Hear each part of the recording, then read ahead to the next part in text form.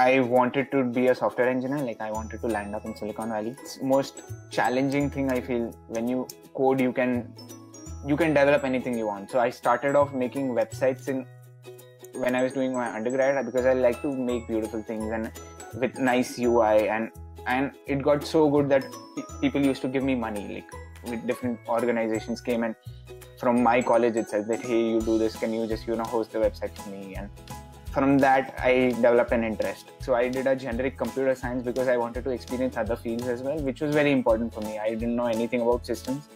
I came here, I knew about systems. I did not know anything about data science. I was just a fresh graduate from undergraduate. I studied in DJ Sangvi in Villapale. So I didn't know much about how things work. But coming here and doing live projects, which is very, very important, and you can't copy. There's no chance for plagiarism.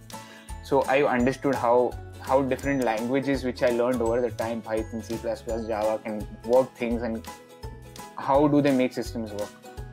So yeah, it's very interesting to learn computer science.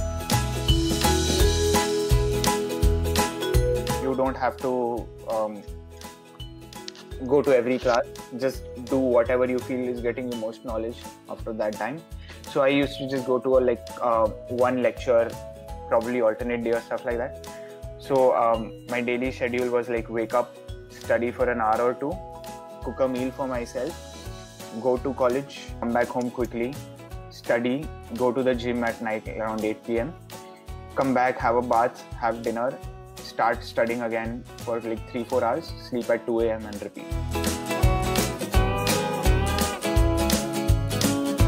For the first semester, you are required compulsorily to take 4 courses. For the second semester, compulsorily 4 courses. So you're done with 8 courses right away in the first year itself. 31 credits is required for graduating. So you're done with 24 in the first sem itself. Then you can get 1 credit for internship. So you're done with 25. And now what is required is 6 credits, right? So for 6 credits, I took 2 courses in the third semester. You cannot even spend 1 minute time wasting. So if you know that that course is gonna open, the courses are gonna open on this day at this time, make sure you are on that time. There is a high chance that if you even delayed by 1 minute, you might not get the course. So yeah, it's pretty competitive to get nice courses. For some courses, you can talk with your department that, hey, this is required for me. Like, I like this course and I think it falls into the computer science space. Can you allow me? And they might include it for your application. So it depends.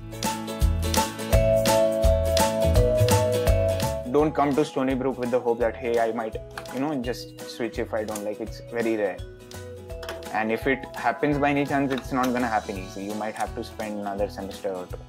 So it's not going to be cakewalk. But yeah, it might happen. It depends. Everything is very specific, very dependent on the graduate advisor and the department.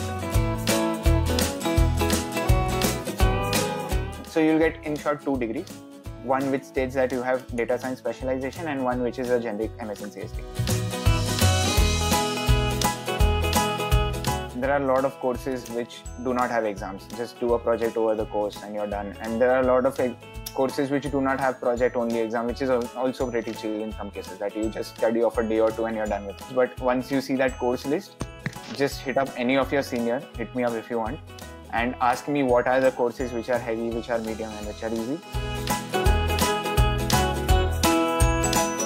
Make sure you follow course structure in such a way you play smart. GPA is very dependent on the course structure. Make sure you know the course structure before. In some subjects, GPA is like cakewalk because there's just one exam or one project, and if it's only a project course, you probably might get an A every time because you will do something good over the 3 months.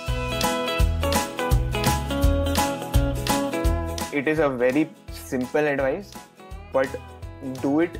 Only then your life will be simple, which is something, a website called as elitecode.com. It has coding questions, competitive coding questions, which is the only thing, very only thing which will be asked in interview questions. So your final aim in coming to masters at Stony Brook University, I'm pretty sure, is to land up a good internship and a good job. If you want to learn full stack development, there's a very nice course on Udemy with the name is Cold Steel.